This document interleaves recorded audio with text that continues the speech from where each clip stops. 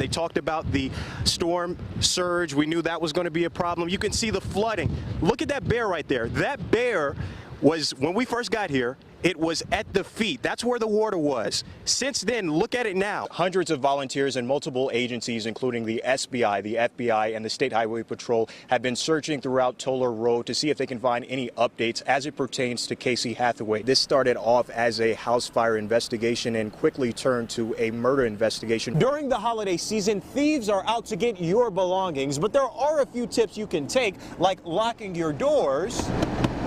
Almost a week has passed and nearly all the water that filled Main Street has receded and allowed many people from this community to go back and survey some of the damage left from Hurricane Florence. And as we move over, you can see this metal fence and you can see this concrete. This water is continuously brushing up against that. We move forward down here.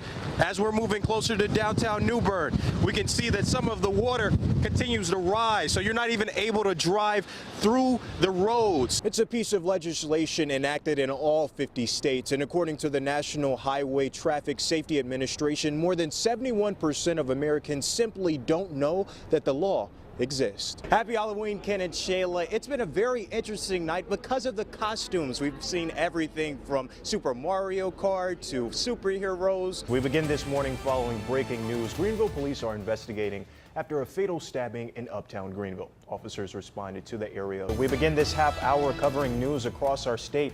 Crowds gathered on UNC's campus yesterday. For all you Oreo lovers, the company is releasing 2 more crazy flavors. How about hot chicken wings and wasabi? How about this story? A small town hero is making his presence known in a big way. NBA player Brandon Ingram stopped by Kinston to help kids get ready for the start of school year. Check out this amazing video. In Bertie County, a search is underway for a missing swimmer. A 20-year-old man went missing around 3:45 Friday afternoon. President Trump is set to make a stop in the Tar Heel State next week, according to a pair of congressional candidates. If you're tired of all the clothes in your closet, this outfit may grab you.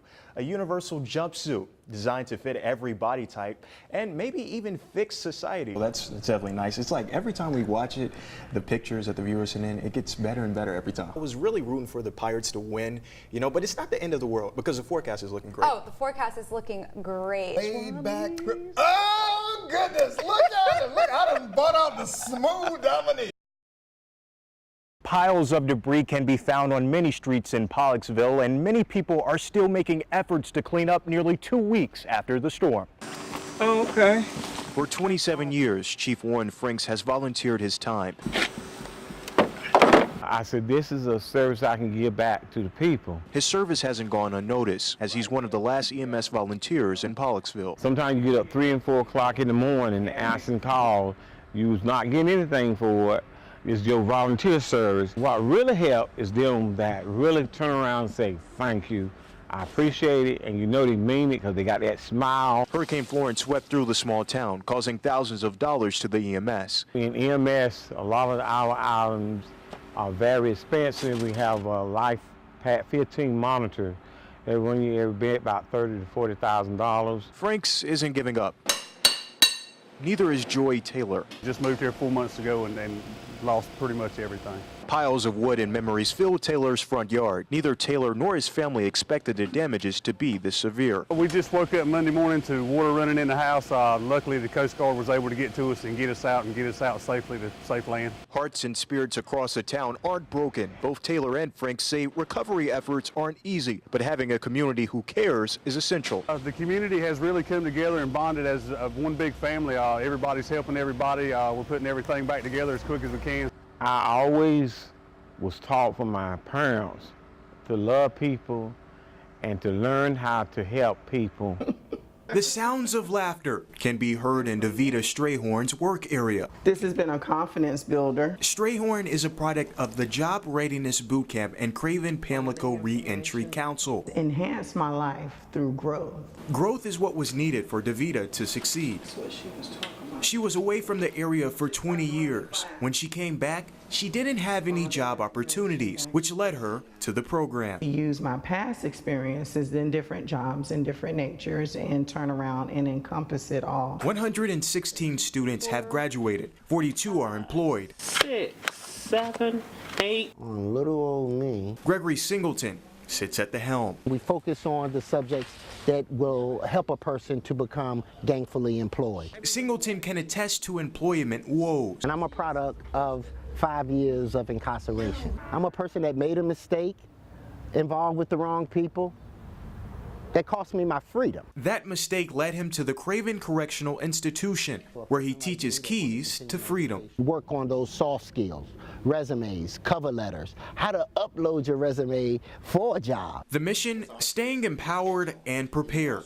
We must keep this initiative moving forward. Stay on the right track and to be able to be self-sufficient. The community building behind me is the most recent location where one person was killed. And tonight, local agencies and community members are speaking out about the rash of murders. I woke up to 5 gunshots and a bunch of screaming. That's how Chelsea, who wants to remain anonymous, described the violence in this Bertie County community Sunday night. There were a bunch of people standing on the deck and they were yelling, "I don't think you'll do it." Just minutes later, those gunshots turning deadly, leaving one man dead, and prompting Chelsea to spring into action to save her 4-month-old daughter. Immediately I went and grabbed my baby away from the window and I was horrified. I mean, I was shaking. Elsewhere in the east, violence also erupted in Rocky Mount. On Saturday, 2 men were shot and killed near Carroll Avenue. Vanessa Taylor is a Rocky Mount resident. When it hits Rocky Mount, it touches home because everybody knows everybody around in the community. Everybody is family, so when it happens to one family, it happens to everybody. Less than 24 hours later, another man found shot dead just 6 miles away on Union Street. It's sad to see what's happening with our young people. And in Craven County, 2 brothers were arrested and charged with murder after killing a Vanceboro man. Despite the homicides, community members are praying that the violence stops. I'm hoping that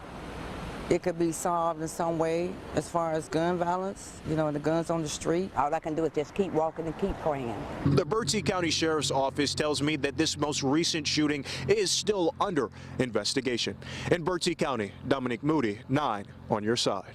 Because as we learned today, some of these victims paid the ultimate sacrifice. Our #1 priority is to take care of children. A priority high on Lenoir Public Schools Assistant Superintendent Nicholas Harvey's list. We want to send students home the same way we get them each and every morning. That's safe, educated, loved, and cared for. Since the Parkland shooting last year, Harvey says school leaders have worked daily to enhance technology. Our buzz-in, buzz-out features on our doors, our intercom systems on our doors, upgrades to our security camera system. And when it comes to security cameras, Have a good day. this is what Lenoir County Schools cameras looked like 10 years ago, and this is what they look like now. No longer do you have the grainy footage where you maybe can see someone move or you maybe can pick out someone's shoes. It is crystal clear now. Our county commissioners graced us with additional funding to enhance our security measures. In May of 2018, the Lenoir County School Board approved more than $570,000 to install safety equipment.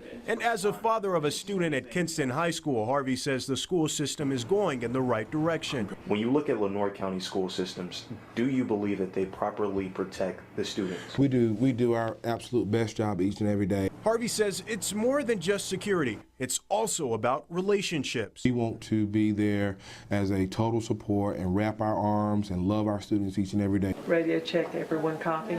A lot of measures have been put into place, not only over the past year since Parkland, but over the past 15 or 20 years. Matt Johnson is Assistant Superintendent of Operations for Pitt County Schools. We learn a little bit more and try to ways to make our buildings a little bit safer. In Pitt County, buzz-in systems and cameras are in place, but the school system has additional safeguards. A visitor management system has been put into place. A background check can be done on persons coming into the school. The doors remain locked until somebody actually goes and unlocks them, and keys are not required, so you don't have to hand out keys. It's actually the badge that you have as a Pitt County School staff member. Appropriated funds and grants have added 12 school resource officers and secure corridors at the front entrances of each school. Johnson adds finding the line between preventative measures and providing a safe school environment can become blurred. We don't want to make it feel like a prison. We need to be community-based. Reason why building stronger bonds within the schools is necessary. It's not just I'm an officer, I'm here with a badge, and I'm here to enforce the law. I'm here to make relationships. I'm here to